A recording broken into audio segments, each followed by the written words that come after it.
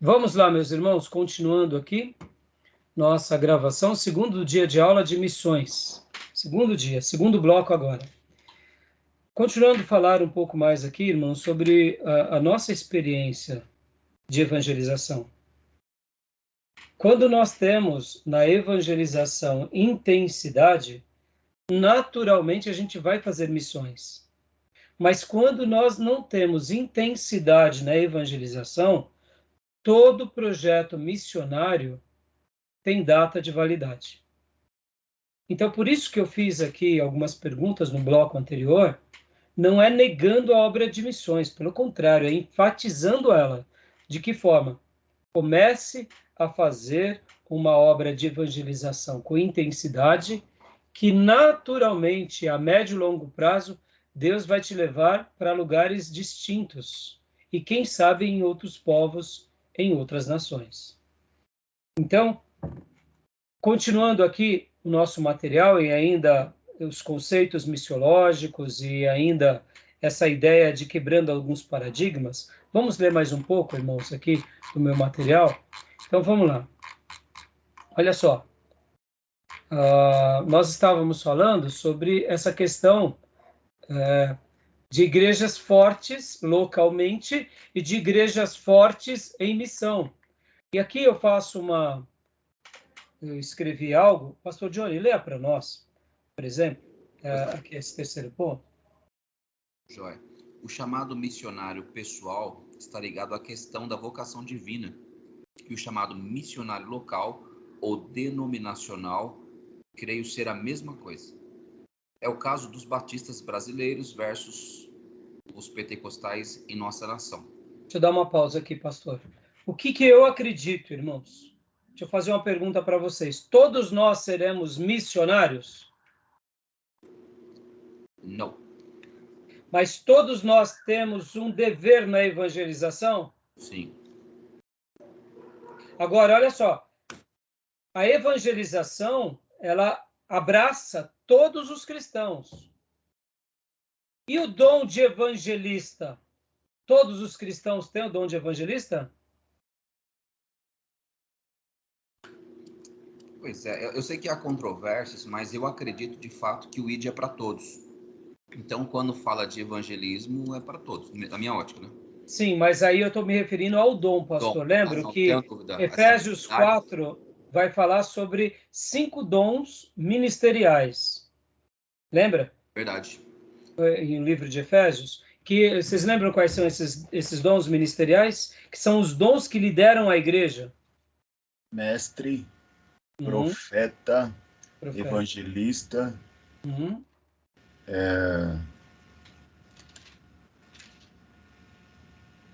Acho que tem apóstolo, né? Apóstolo. Exatamente. Apóstolo. O que mais? Mestre, evangelista. Tá faltando mais um. Missionário. Não, tá faltando mais um. É que o missionário e o evangelista, eles acabam sendo próximos, né? Mas, assim, tá faltando mais um. Não, pastor não, né? É pastor, gente. Vocês estão esquecendo do pastor, gente. Né? Efésios vai falar sobre esses dons e vai dar essa ideia desses 5 ministérios. 4:11, né? Hã? É 4:11. Exatamente. E ele designou alguns para apóstolos, outros para profetas, outros para evangelistas, outros para pastores e mestres. Bom, são 5 dons ministeriais que lideram a igreja. Pode ver que o pastorado no Novo Testamento é o mesmo que o sacerdócio no Velho Testamento. Que o sacerdote, a tribo de Levi, ou seja, os sacerdotes e os levitas, eles eram os pastores de Israel. Então, aqui é dom de evangelista, não é evangelização. Então, nem todo mundo recebeu o dom de evangelista. Todos receberam a missão da evangelização. Ou seja, eu prego o evangelho, eu ganho pessoas para Cristo. mas eu não serei um evangelista. Billy Graham, por exemplo, é chamado de reverendo, é chamado de pastor, mas qual era o dom dele por excelência? Evangelista. Moody, o grande pregador, o que ele era? Evangelista. Então, aquele que ganha muitas almas e tem uma palavra para alcançar essas almas, ele foi o quê? Uma pessoa que recebeu esse dom de evangelista, de ser um evangelista. Agora, ele recebe um dom específico, mas a igreja recebe a função ou a missão da evangelização. Ou seja, do jeito simples, aquela anciã, cuidando da sua família, vai levando o marido para a igreja, vai levando os filhos para a igreja, vai falando de Deus, do amor de Deus, com aquela singeleza de coração, dizendo, filhos, vamos orar com a mamãe? Jesus pode resolver o seu problema como resolveu da mãe. Deus pode te libertar do vício, meu marido, como me libertou. Ou o marido falando para a esposa, ou os filhos falando para os pais. Pai, vamos lá para a igreja, pai. Jesus tem uma resposta para a sua vida. Quando uma pessoa pratica isso, ele não está sendo necessariamente um evangelista, mas ele está evangelizando. Então, a igreja, pastor, ela recebe a missão da evangelização, é para todos. Agora, diante dessa prerrogativa, a gente não pode cobrar de uma irmã que ela seja igual ao Billy Graham, ou de um irmão, que é dom do Espírito. Então, o que eu quis dizer aqui, nessa frase aqui? Que assim como há dons específicos para cada um, eu acredito que cada igreja local e cada denominação recebe um chamado específico também sobre essa questão da evangelização e sobre essa questão de missões. E agora eu vou para as minhas conclusões. Pode ler para nós, pastor Johnny? Pois não. Qual igreja foi mais missionária? A igreja de Jerusalém ou a igreja da Antioquia da Síria? E aí, qual que foi mais missionária? Antioquia da Síria. Quanto a 0 ela deu na igreja de Jerusalém? 100-0. Ah, claro, mas vamos lá. A igreja de Antioquia da Síria nasce da de Jerusalém. Concordam? Sim. Por causa da perseguição. Agora, vamos lá. Eles poderiam ser vaidosos, né? Nós ganhamos o mundo e vocês ficam aí em Jerusalém, indo um missionário para cá, outro para colar. Eles poderiam ter guerrinhas tribais? Eles tinham guerras tribais? Desconheço. Não, não tem. Pelo contrário, era um colaborando com o outro. Um fortalecendo o outro, um sustentando o outro. Mas agora, vamos lá. Quem foi que Deus separou para evangelizar o mundo? Paulo e Barnabé. E depois Silas e Timóteo. Eles que foram separados por Deus para ganhar toda a Ásia, toda a Grécia, para o evangelho chegar lá praticamente em várias regiões da Macedônia e Ásia Menor, né? Mas, pastor, e a igreja de Jerusalém? A igreja de Jerusalém cumpriu a sua missão, irmãos. Se a gente fosse fazer aqui um julgamento teológico de vaidades, nós poderíamos falar que os 12 ficaram se envaidecendo em Jerusalém. Agora eu pergunto, você acha que eles estavam se envaidecendo ou eles estavam cumprindo com a missão de Deus de serem testemunhas a todos os judeus e testemunha a todos os cristãos em toda a terra? A missão deles era em Jerusalém, irmãos. Por que era em Jerusalém? Porque foi em Jerusalém. E na Galileia. E na Galileia e em Jerusalém. Deus separa os 12 para eles serem luz de Deus em Canaã. Claro que depois eles vão para Roma, outros vão para a Índia, outros vão falar na história da igreja que eles são espalhados. Mas é depois de um bom tempo. Agora, quem foi a igreja missionária por excelente? A igreja de Antioquia da Síria. Por quê? É vocação. Então percebam, irmãos, ninguém é maior do que ninguém, ninguém é menor do que ninguém. O que existe são vocações. É o Espírito Santo quem fala e o povo que obedece. Ponto final. Por que eu estou sendo tão enfático nisso, irmãos? Porque eu lembro de um dia que eu conversava com um amigo, né? Eu já contei essa história para vocês nos outros blocos. Eu conversava com um amigo meu que se converteu numa igreja quadrangular, lá ele se tornou um obreiro, e aí ele foi para uma igreja neopentecostal. Pouco tempo depois ele virou diácono, presbítero e pastor. E aí eu cheguei para ele e falei assim, fulano, mas já virou pastor assim? Pastor micro-ondas, né? E aí ele, lá na nossa igreja a gente tem visão de reino. Aí eu falei, já tá vindo com agulhada, né? Deixa ele. Eu falei, é? Então quer dizer que quem não faz como vocês não tem visão de reino, né? Aí ele falou, não, porque nós seguimos Paulo. Paulo era ousado. Paulo ganhava o mundo. Nós não somos fariseu que nem Pedro. Pedro era limitado. Aí eu olhei para ele e falei, agora já foi. Agora já deu a cota do pastor Ari. Eu falei assim, para de falar besteira. Vai ler Bíblia, rapaz. Vai ler Bíblia. Vai ler Bíblia. Quem era o principal dos apóstolos, rapaz? Para de falar besteira. Não, porque Pedro era fariseu, era religioso, era limitado. Paulo não. Paulo vai ler Bíblia. Eu falei, eu fiquei bravo. Eu falei, vai ler Bíblia, pode falar besteira. Bom, passado menos de 6 meses, esse amigo, né, ele brigou lá com a liderança, né, o pentecostal, porque queria mais dinheiro, e o pastor lá não queria dar dinheiro. Resumindo, ele saiu da igreja, entrou com uma ação na igreja, a igreja parou com aqueles crescimentos explosivos, porque tudo que é micro-ondas, irmãos, Deus não compactua. E aí, esse irmão, até onde eu soube, ele era cristão de uma igreja e não sei, não tive mais conhecimento dele. Percebam, irmãos, um grupo vaidoso que se sente melhor do que os outros grupos, que despreza as outras histórias. Irmãos, aqui, guarde isso que eu estou falando. Nós temos uma história. Nós temos uma história. Vocês têm uma história, eu tenho uma história. Por pior que foi a nossa história, é uma história que Deus nos deu. Ou a gente realmente pertence a uma história cristã ou não. Se houve erros de algumas denominações, vamos aprender, vamos melhorar, mas não vamos jogar pedra. Os neopentecostais, eles querem criar uma nova religião. Por isso que eles naufragam e se enveredam para tanta heresia. Então, se a gente quer ser cristão saudável, a gente tem que saber que a gente tem que valorizar a nossa história. Indiferente daquilo que a gente está vivendo hoje. A gente não tem que olhar para o passado com desdém, nem com desprezo. A gente tem que olhar com gratidão. É como, por exemplo, eu não posso desprezar que a minha formação é Batista Nacional. E a Batista Nacional é a filha mais nova da Batista Brasileira. E a Batista Brasileira vem de um movimento batista. Ou seja, eu sou grato pelo movimento batista.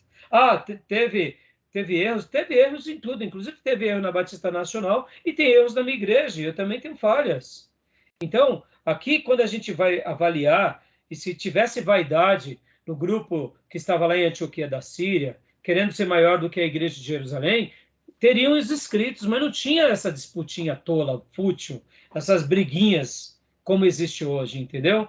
Então, Pedro foi separado para ser o principal dos apóstolos entre judeus e gentios, mas a função principal dele era entre os judeus.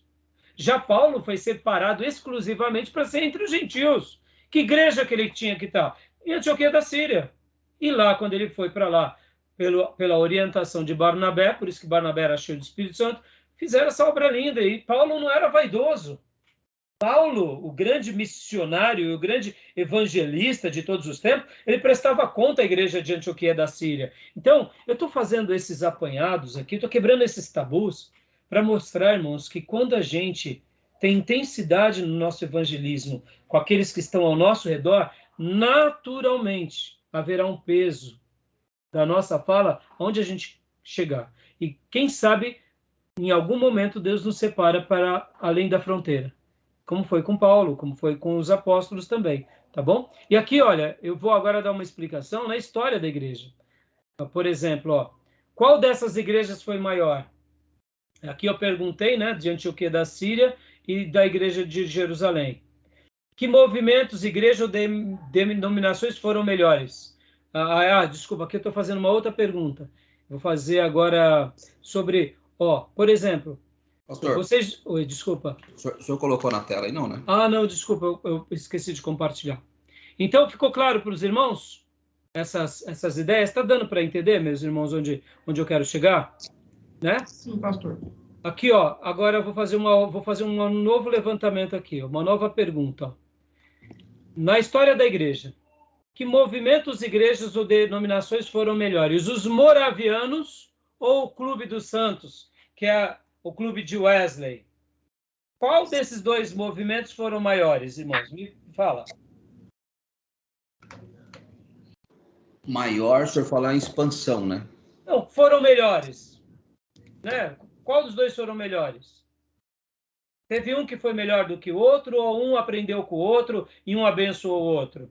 Não tem melhor, né, pastor? Se tem, grande disputa, né? Exato, mas eu não sei mais se você conhece a história dos moravianos, conhece? Não conheço nenhum. Não? Tá, então não tem problema. O pastor Johnny e o Os Gil moravianos foram melhores, pastor. foram melhores, né, Gil? Você vê? E você, pastor Johnny, quem foi melhores ou maiores? Pois é, eu não consigo enxergar isso. Eu consigo enxergar que ambos colaboraram, foram influenciados, um pelo outro, diria. Aliás, na verdade, o Clube dos Santos pelos moravianos, eu diria. Exatamente. Gil, a gente quando pensa assim, melhores, vem esse lado da disputa. Mas quando a gente pensa como reino, um abençoa o outro, Gil, entendeu? Então, de fato, não teve melhor. Porque os moravianos já fizeram o seu trabalho, Wesley foi abençoado pelos moravianos, mas o trabalho e o fruto de Wesley e o fruto de Whitefield, que são os grandes dois servos de Deus que se despontaram do Clube dos Santos, vou dar uma breve explicação, mas na faculdade de Oxford, mas havia um grupo de jovens que se reunia para estudar a Bíblia e para orar diariamente.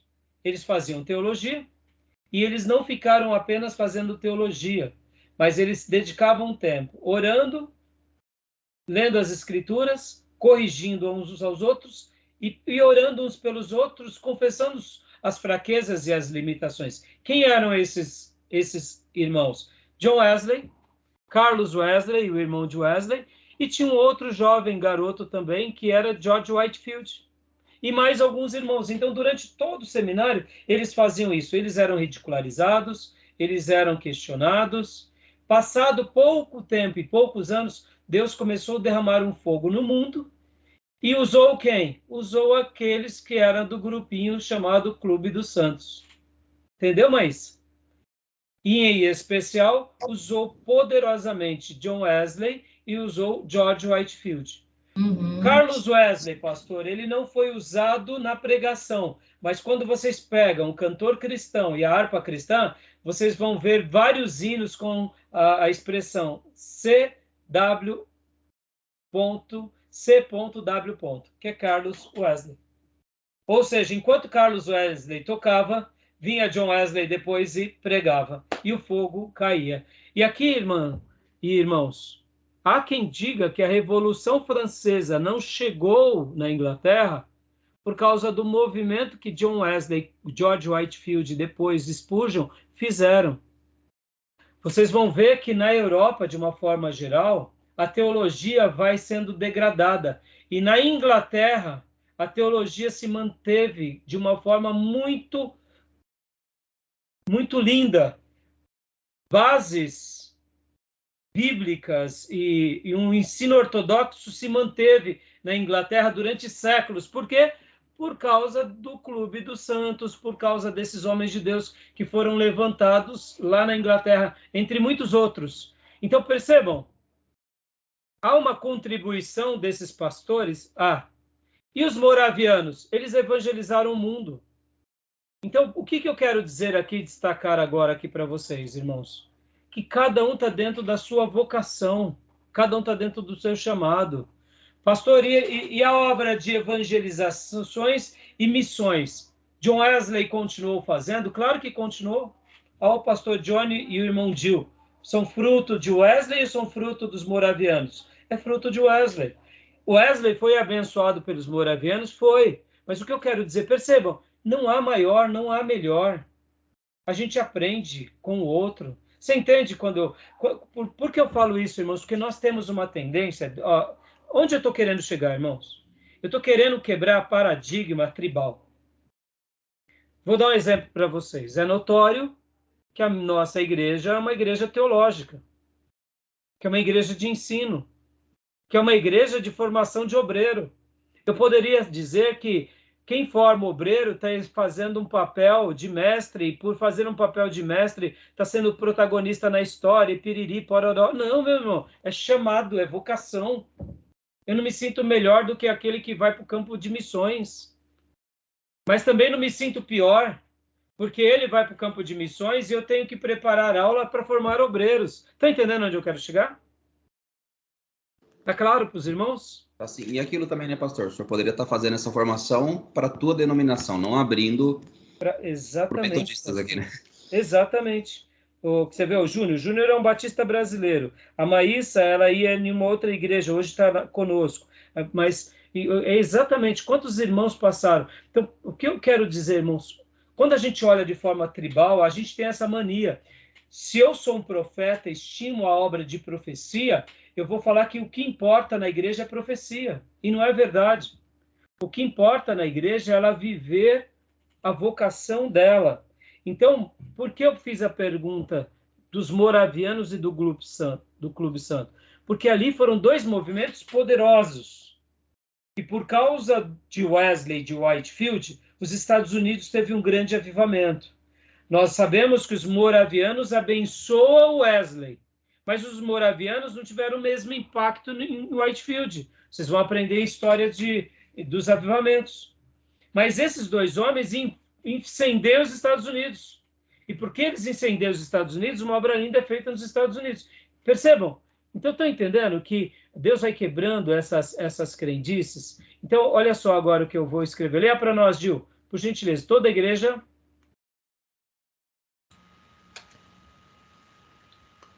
Toda a igreja deve apoiar missões, facilitar o processo missionário, participar ativamente em missões. Mas, antes de tudo, toda a igreja precisa saber a missão exclusiva que Deus sonhou para essa igreja local.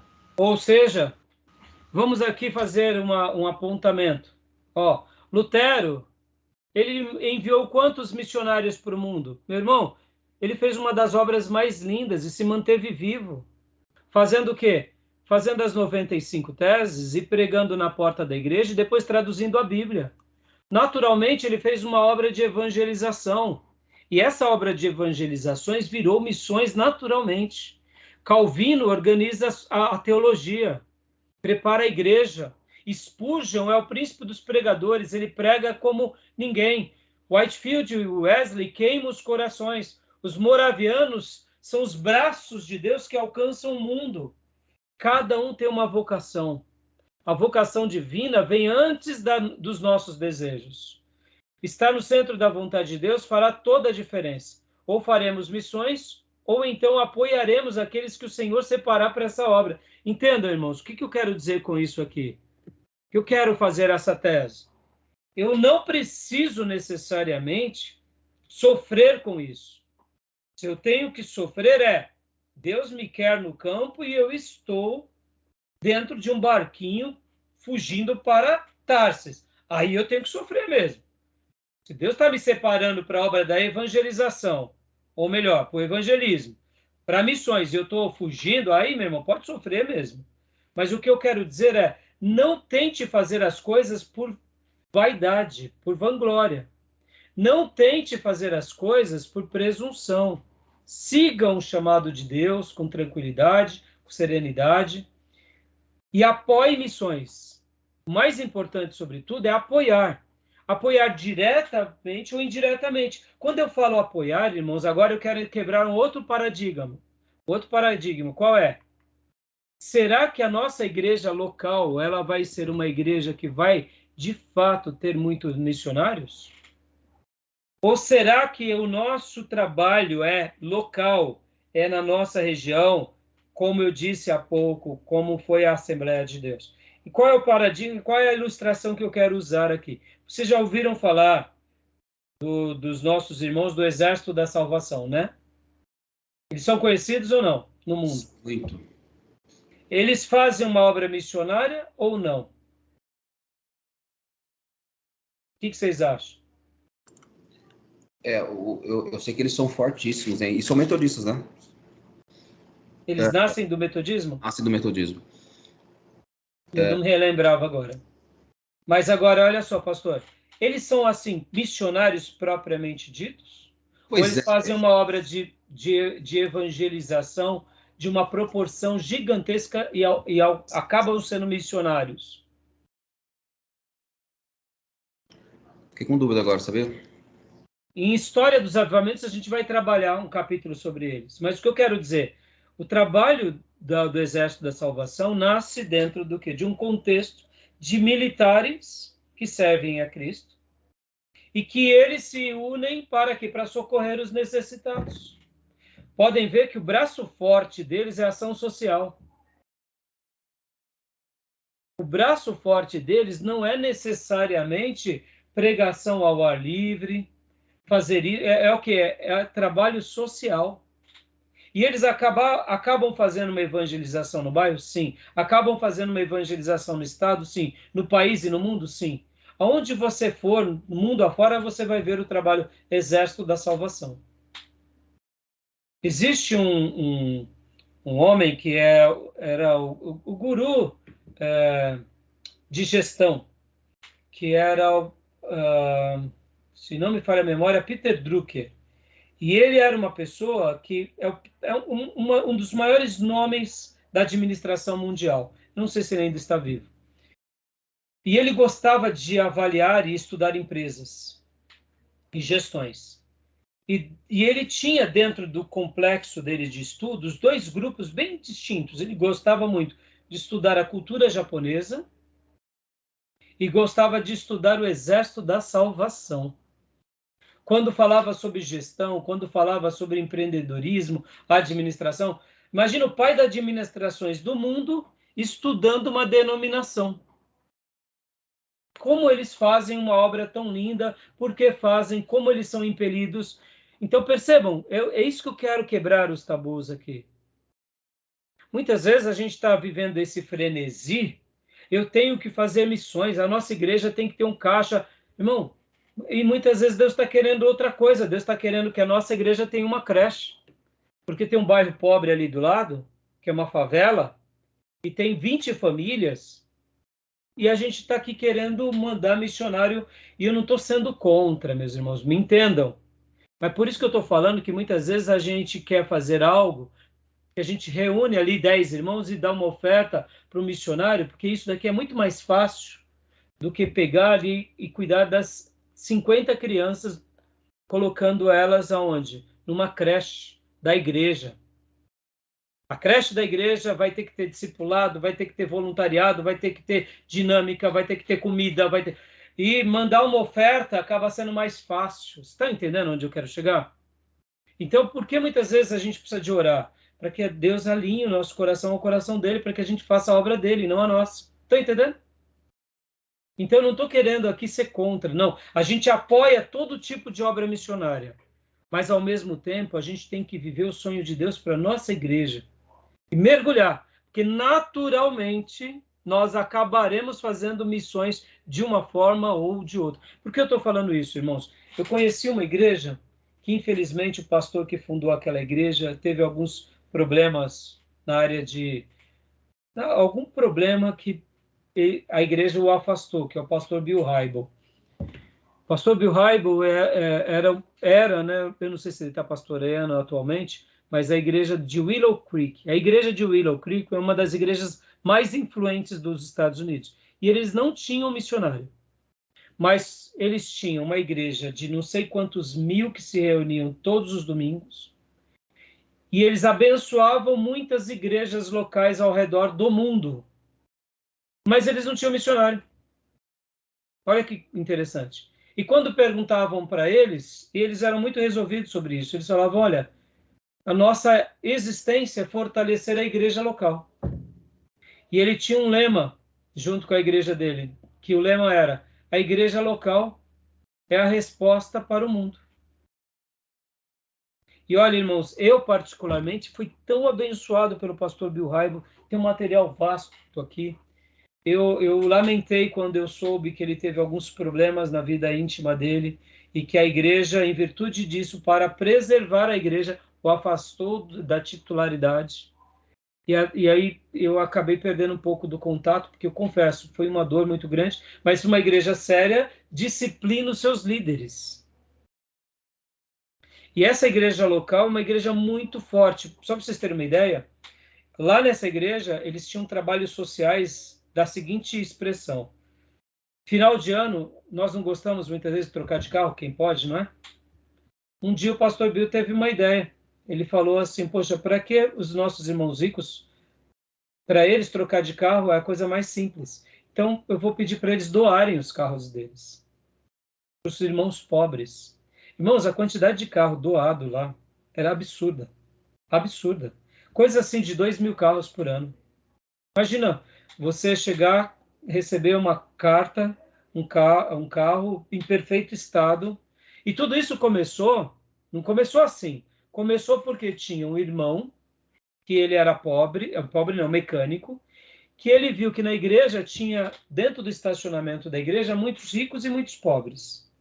E aí ele falou para o pastor, pastor, eu sou mecânico e eu posso ajudar aqui na igreja local. Eu vou consertar o carro dos irmãos pobres. Aí, então, o pastor se reuniu com o presbitério e falou assim, irmãos, tem um irmão aqui na nossa igreja que ele é mecânico e ele quer consertar o carro dos irmãos que não conseguem consertar os seus carros. Então, quem tiver problema no carro, pode falar com o irmão tal que ele vai consertar. Depois de um período de 2 anos, ele chegou para o pastor e falou assim, pastor, eu estou vendo que tem irmãos aqui que quando trazem o carro, seria melhor jogar aqui dentro do rio, porque eles compraram uma propriedade bem grande na igreja, porque seria mais barato jogar dentro do rio o carro do que consertar ele. E ele falou assim, pastor, eu estou notando aqui na igreja que tem muitos irmãos que são muito ricos, muito ricos. Então, pastor, o senhor se reúne lá com os demais pastores e fala para eles o seguinte, o senhor vai lá na frente da igreja e pede para os irmãos ricos dar o carro deles para o irmão pobre. Porque eles trocam de carro, para eles não faz diferença nenhuma. Aí ele disse assim, eu vou conversar com os presbíteros da igreja. E foi lá e falou, e os presbíteros gostaram da ideia. E ele chegou e falou assim, irmãos, eu gostaria de passar para você que é rico, que Deus tem abençoado muito, que você doasse o seu carro para o departamento da igreja, que a igreja tem uma lista das pessoas que mais precisam, que a gente vai estar doando o seu carro para os irmãos que são pobres. Irmão, sem brincadeira, eu vi isso na década de 2000 e por ali nos anos 2000. Naqueles dias não era comum ter tanto Honda, né? Mas chegavam a se doar Hondas de 2 anos de uso. E dentro do porta-mala tinha até uma oferta, que era já para o novo irmão também fazer a manutenção e pôr já no nome da pessoa, né? E, se não me falha a memória, 2.000, 2.500 carros foram doados naquela comunidade. E essa mesma igreja, o que acontece? Se converteu a atletas famosos. E aí os pastores se reuniram e falaram assim, meus irmãos, é muito dinheiro desse atleta. Então, eles se reuniram e o dinheiro do atleta ia para um fundo de assistência social da igreja. Ou seja, quem da igreja precisasse fazer uma cirurgia e a igreja e não pudesse pagar ou não tivesse convênio, não conseguisse, era para procurar a igreja pagava. Quando tinha um problema, como teve, por exemplo, terremotos, quando teve, por exemplo, enchentes, eles pegavam os irmãos que tinham um caminhão e faziam uma igreja, olha, uma igreja dos sonhos, aí Willow Creek. Eu fui muito abençoado. Qual era o lema deles? A igreja local é a esperança do mundo. E qual é a proposta dessa igreja? Ser uma igreja local forte e formar igrejas locais. Eu acho que o seminário nasce nesse contexto. Eu já tinha um sonho de ter o seminário, mas eu acredito tanto nessa demanda, irmão, que a igreja local é a esperança do mundo. Em tese, quando você tem uma igreja forte, bem estruturada, você acaba exercitando 5 ministérios. Você acaba sendo um profeta, um evangelista, um pastor e um mestre. Você acaba fazendo tudo isso dentro de uma igreja.